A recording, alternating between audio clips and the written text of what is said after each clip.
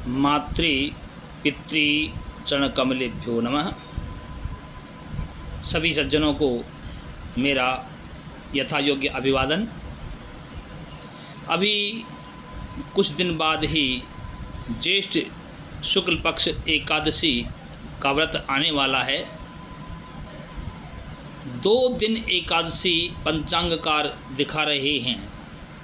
17 जून सोमवार को पूरी 60 घड़ी 24 घंटे एकादशी है और 18 तारीख को मंगलवार को भी 2 घड़ी 1 पल या कुछ पंचांगों में कुछ पल ऊपर नीचे एकादशी दिखाई दे रही है। ऐसी स्थिति में एकादशी का व्रत किस दिन किया जाए, पहले वाला या दूसरे वाला, इस बारे में मैं चर्चा करना चाहूँगा। यद्यपि गलत तो कोई सा भी नहीं है, दोनों तरह के प्रमाण मिलते हैं, फिर भी मेरे पास एक पुस्तक है जिसको सभी मानेंगे, निर्णय सिंधु। ये पुस्तक है निर्णय सिंधु, कमलाकर भट्ट द्वारा लिखित निर्णय सिंधु का पृष्ठ 72 मैंने खोला हुआ है और इसमें लिखा है वर्धमानो अपि एवं आहे। वर्धमान भी ऐसे ही कहते हैं। नारद जी का वचन है और वर्धमान जी का भी वचन है। यहाँ लिखा हुआ मैं देख के बोल रहा हूँ, उभय वृद्धौत शुद्धा विद्धा वा सवेशाम परैरेव। संपूर्ण एकादशी यत्र प्रभाते पुनरेवसा सर्वै एव उत्तराकार्या परतो द्वादशी यदि। इसका अर्थ है, लिखा हुआ भी है कि यदि ऐसी स्थिति आ जाए कि 2 दिन एकादशी है, संपूर्ण एकादशी यत्र प्रभाती, जहाँ पे पूरी एकादशी हो और प्रभात के समय दूसरे दिन भी द्वादशी के साथ एकादशी थोड़ी सी मिली हो, तो सर्वई एव, सभी के द्वारा, अर्थात जो वैष्णव हैं या स्मार्त हैं, सन्यासी हैं या गृहस्थी हैं, उभय वृद्धौत शुद्धा एवं विद्धवा सवेशाम परैरेव, तो दूसरी एकादशी का व्रत ही सबको करना चाहिए, चाहे वो यति हैं, सन्यासी हैं या फिर गृहस्थी हैं। दोनों के लिए ही दूसरी एकादशी का विधान कहा है नारद ने भी और वर्धमान ने भी।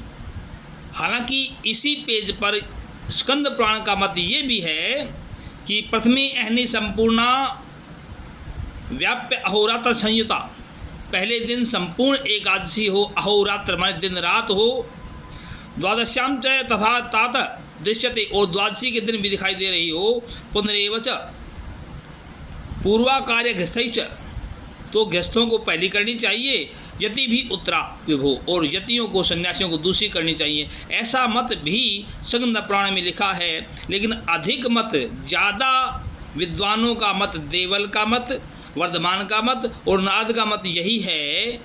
कुछ अन्य विद्वानों का मत भी है, हेमाद्रि का मत भी यही है, पद्म पुराण में भी यही लिखा है, और मैं अपनी तरफ से अपना मत भी यही मानता हूँ। मैं इसी को स्वीकार करता हूँ कि दूसरी एकादशी का व्रत श्रेयस्कर है। मैं ये नहीं कहता कि पहली एकादशी गलत है, ठीक है, लेकिन द्वादशी से युक्ता यदि एकादशी हो तो अधिक श्रेयस्कर होती है, ज़्यादा अच्छा फल देने वाली होती है।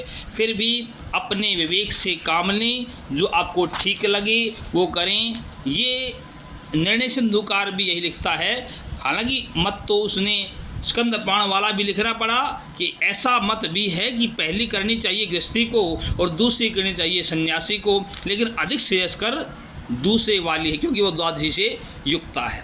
बाकी आप लोग अपने विवेक से जो ठीक समझें वो करें। इसी प्रसंग में एक बात और याद आ जाती है। कई बार ऐसा विद्वानों के बीच में प्रश्न उठ जाता है, मेरे सामने भी कई बार आया है कि एकादशी का व्रत शुक्ल पक्ष और कृष्ण पक्ष दोनों में से कौन सा करना चाहिए। तो मैं कई बार यही कहा करता हूँ एकादशी के बारे में 60 पेज लिखे हुए हैं। 60 पेज में इसका विवरण किया गया है। निचोड़ यही है, दोनों तरह के मत मिलते हैं, लेकिन निचोड़ ये है, सारांश ये है कि गृहस्थी को केवल शुक्ल पक्ष की एकादशी ही करनी चाहिए, सन्यासी को दोनों करनी चाहिए। गृहस्थी को किसी कंडीशन में, किसी सिचुएशन में, किसी स्थिति में, विशेष स्थिति में आषाढ़ शुक्ल पक्ष की जो एकादशी, जिसको हम देवशयनी एकादशी बोलते हैं, वहाँ से लेकर के वो कार्तिक शुक्ल पक्ष एकादशी, जिसको हम देव प्रबोधनी एकादशी बोलते हैं, इसके बीच की जो एकादशी होती हैं, 4 महीने की जो एकादशी आ गई, उनमें आप कृष्ण पक्ष की एकादशी भी कर सकते हैं। नहीं तो गृहस्थी जो संतान वाला है या संतान चाहता है, उसको कृष्ण पक्ष की एकादशी नहीं करनी चाहिए। इस मत की पुष्टि करने के लिए मेरे सामने यही पुस्तक खुली हुई है। इसी के निर्णय सिंधु, जो कमलाकर भट्ट के द्वारा लिखी गई निर्णय सिंधु है, इसके पेज नंबर 65 पर मैं आपको पढ़ के सुनाता हूँ। लिखा हुआ है, उभय एकादशी व्रतम गृहस्थ अतिरिक्त, उभय एकादशी व्रतम गृहस्थ अतिरिक्ता नाम एव नित्यम। उभय माने दोनों एकादशियों का व्रत जो गृहस्थ के अतिरिक्त हैं, गृहस्थी के अलावा अन्य जो सन्यासी लोग हैं उनको, या ब्रह्मचारी हैं या सन्यासी हैं, उनको नित्यम करनी चाहिए, कंपल्सरी करनी चाहिए। गृहस्थस्य तु, जो गृहस्थ व्यक्ति हैं, शुक्लायाम एव व्रतम नित्यम, जो गृहस्थ हैं उनके लिए तो शुक्ल पक्ष की एकादशी नित्य है, न कृष्णायाम, कृष्ण पक्ष की एकादशी नहीं है। ऐसा निर्णय सिंधुकार ने लिखा है। आगे और भी लिखा थोड़ा सा, एकादश्याम न भुंजित है पक्षयोर उभयोरपि, एकादशी के दिन दोनों पक्षों की, कृष्ण पक्ष और शुक्ल पक्ष, आधा किसी ने पढ़ लिया होगा, यहीं तक पढ़ लिया है तो मानेंगे हाँ दोनों को नहीं खाना चाहिए। एकादश्याम न भुंजित है पक्षयोर उभयोरपि, एकादशी तिथि को दोनों पक्षों की, शुक्ल पक्ष और कृष्ण पक्ष की एकादशी को भोजन नहीं करना चाहिए। लेकिन इतना ही पढ़ के रह जाना नहीं चाहिए। आगे जस्ट आगे आधा श्लोक का आधा चरण है, ये आधा भाव है, आधा श्लोक है। श्लोक पूरा क्या है, एकादश्याम न भुंजित पक्षयोर उभयोरपि, दोनों पक्षों की एकादशी को भोजन नहीं करना चाहिए। वनस्थ यति भी धर्मोयम, यह धर्म यतियों का है और वानप्रस्थियों का है। शुक्लाम एव सदा गृही, जो गृहस्थी हैं वो तो हमेशा शुक्ल पक्ष की एकादशी को भोजन ना करें, लेकिन जो दोनों पक्षों की एकादशी को भोजन ना करे, दोनों पक्ष की, शुक्ल पक्ष और कृष्ण पक्ष की एकादशी का भोजन ना करे, ये धर्म केवल वानप्रस्थी और सन्यासियों के लिए है। जो गृहस्थी हैं उनके लिए तो सदा शुक्ल पक्ष की एकादशी का व्रत लिखा। इति देवला है, देवलोकते, ये निर्णय सिंधु में 65 पेज पर लिखा हुआ है।